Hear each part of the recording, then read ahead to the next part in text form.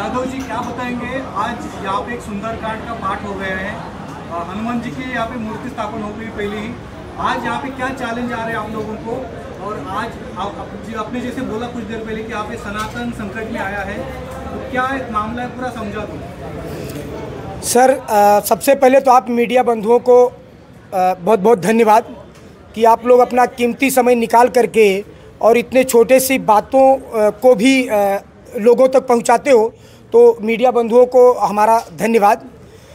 और दूसरा सर, यहाँ पर विगत 6-7 वर्षों से पूजा पाठ होती थी। छोटे से स्वयंभू हनुमान जी का मूर्ति था स्वयंभू में, तो लोग आते जाते लगते थे, लोगों की श्रद्धाएं पूरी होती रहती थी। विगत 5-6 वर्षों से मैं भी आ रहा हूँ, जा रहा हूँ, तो मन में विचार आया। और सर मैं 3 साल से शनिवार मंगलवार का उपवास रख के कंटिन्यू सुंदरकांड का पाठ पढ़ता हूँ। यहाँ नबी मुंबई में शायद कोई ऐसा मंदिर होगा कि जहाँ हम सुंदरकांड पाठ ना पढ़े हो। तो अधिक संख्या में लोग हो जाते थे, तो वो बोलते थे कि भाई यहाँ बैठने की व्यवस्था ही नहीं है। तो फिर मन में विचार आया सर कि जब यही मंदिर है तो इसको पुनर्निर्माण किया जाए। तो इसको पुनर्निर्माण करने के लिए जब हमने कदम बढ़ाया, तो सबसे पहले यहाँ की महानगर पालिका आ गई। उन्होंने कहा भाई हमारी ज़मीन है। हम कहें सर आपकी ही ज़मीन है तो हम कौन सा लेके जा रहे हैं, ये तो धर्म का काम कर रहे हैं। तो फिर वो चले गए। उसके बाद में सिडको आ गई। सिडको ने कहा कि अवैध है। अरे हमने कहा कि साहब अवैध है, ठीक है, सारी चीज़ें आपकी है। एक समय था कि जब हमारे छत्रपति शिवाजी महाराज की सारी ज़मीनें होती थी, पूरा महाराष्ट्र उनका नहीं, आधा देश उनका था, पूरा देश उनका था। छत्रपति शिवाजी महाराज ने मुगलों के लिए लड़ाई किया है सर, धर्म के लिए लड़ाई किया है उन्होंने। तो उनको मैंने वही बताया कि सर ये तो धर्म है, धर्म कर रहे हैं हम लोग, धर्म का बढ़ावा कर रहे हैं। हमारे महाराष्ट्र के सीएम साहब हिंदू हृदय सम्राट हैं।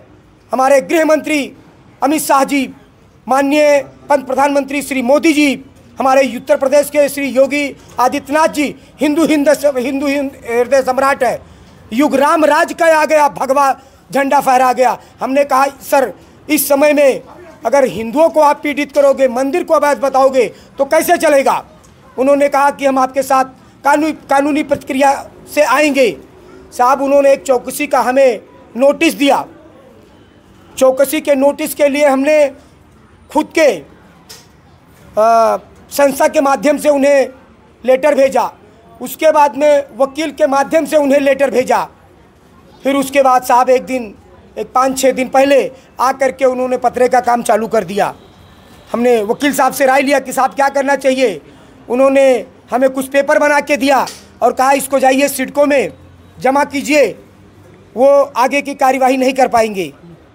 हमने सर पेपर सुबह दे के आया और शाम को ये सब अपने दल बल के साथ में आकर के मंदिर का घेराव करने लगे, पतरा मारने लगे, बाउंड्री मारने लगे।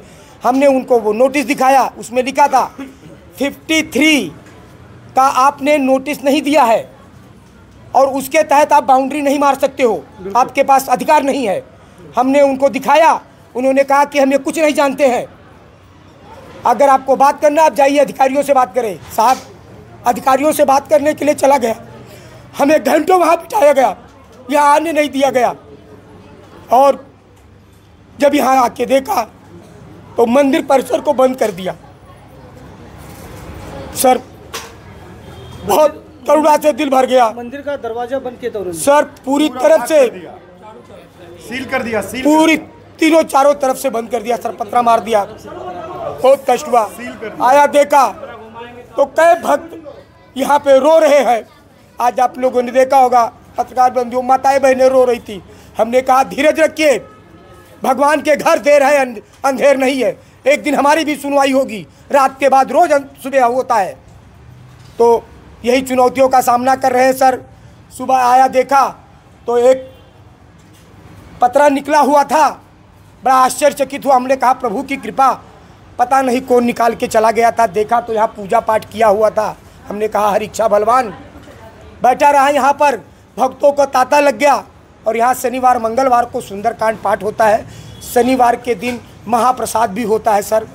तो यही क्रम चलता रहे आप लोगों के माध्यम से।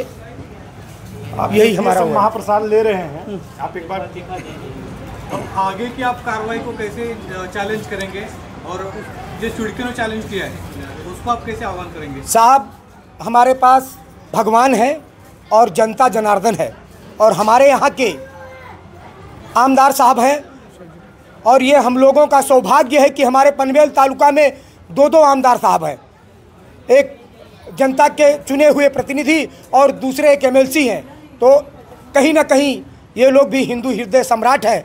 हमारी बातें वहाँ तक लेके जाऊँगा, उनसे बात किया जाएगा, और वकील साहब के माध्यम से भी हमें उनको कानूनी प्रक्रिया में जो है कानूनी प्रक्रिया के दायरे में रह करके उन्हें नोटिस दिया जाएगा। और जनता जनार्दन हमारे साथ है। सीएम साहब तक अधिवेशन सत्र चल रहा है, वहाँ तक पहुँचने की कोशिश कर रहे हैं। नितेश राणे साहब तक हम अपना बात पहुँचाने की कोशिश कर रहे हैं। यहाँ के पनवेल तालुका के अध्यक्ष राणे प्रतिष्ठान के हितेश पाटिल साहब भी आए हुए हैं। ये सुने तो वहाँ से चल दिए वैसे ही। हमने कहा साहब कपड़े कहीं कुछ नहीं, राम काज कीन्हे बिना मोहि कहाँ विश्राम। साहब तन के खड़े हो गए, अच्छा लगा। आप लोग भी आ गए, शायद हमारा मंदिर बच जाए। महाबली का, प्रभु का कृपा ऐसे बना रहे, बस यही चाहते हैं सर। ये मंदिर कौन सी जगह पे है, और यहाँ के जो आजू बाजू के जो हिंदू लोग हैं उनको आप क्या आह्वान करेंगे? सर, ये मंदिर बहुत सुंदर जगह पे बना है, हर इच्छा बलवान है। 6-7 सालों से यहाँ तो चल ही रहा था, हमने पुनर्निर्माण किया। खांडेश्वर स्टेशन से 100 मीटर की दूरी पे ये मंदिर है सर। यहाँ तांता लगा रहता है। सिडको पतरा मार के गई है, रात को 2 बजे तक लोग माथा टेक के गए स्टेशन के बाहर निकलने से। और ये सेक्टर 17 है सर। यहाँ पर सेक्टर 22, 21, 18, 25, 24 कई सेक्टरों में मंदिर नहीं है साहब। तो बहुत जनसमूह है यहाँ पे, भक्तों में उत्साह है। पीड़ित है सिडको से, उम्मीद तो नहीं कर सकते सिडको से, क्योंकि सिडको व्यापार कर रही है। अब यहाँ पर भक्त और भगवान की लड़ाई चल रही है सर। जो भी रहेगा कानूनी प्रक्रिया के दायरे में रख करके जवाब दिया जाएगा। हिंदुओं को क्या आह्वान करेंगे? मैं अपने अखंड भारत के समस्त हिंदुओं को आह्वान करता हूं और उनसे निवेदन करता हूं कि जागो हिंदू जागो, अभी नहीं तो कभी नहीं। हमारे देश का शासक हिंदू हृदय सम्राट श्री मोदी जी बैठे हुए हैं।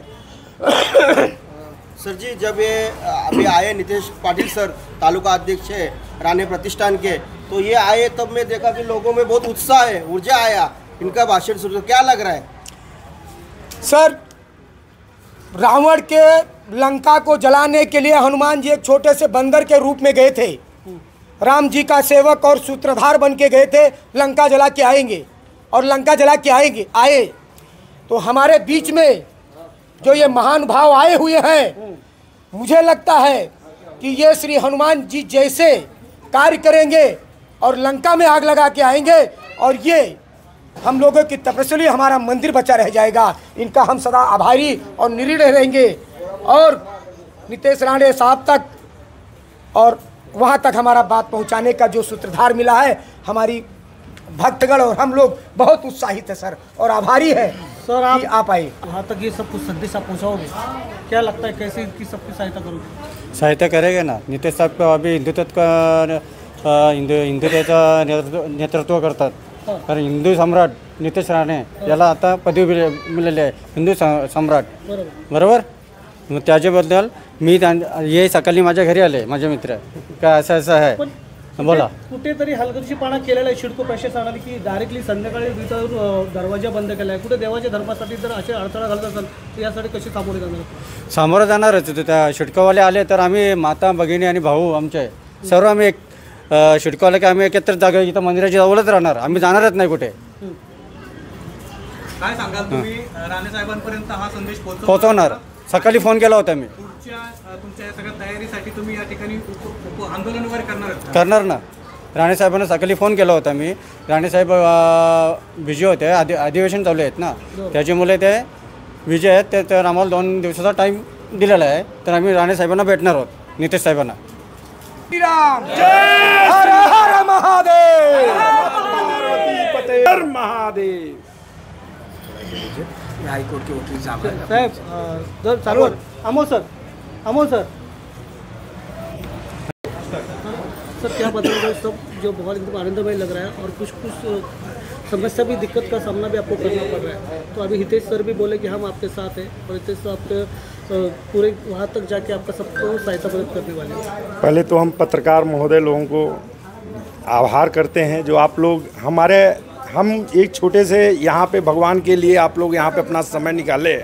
और रही बात, हम समझ रहे हैं कि जन समुदाय से बड़ा कोई नहीं है, चाहे न्याय हो, चाहे पंथ हो, चाहे हम ही उनको बनाते हैं और हमारी सुनवाई नहीं होगी ये तो हो नहीं सकता है।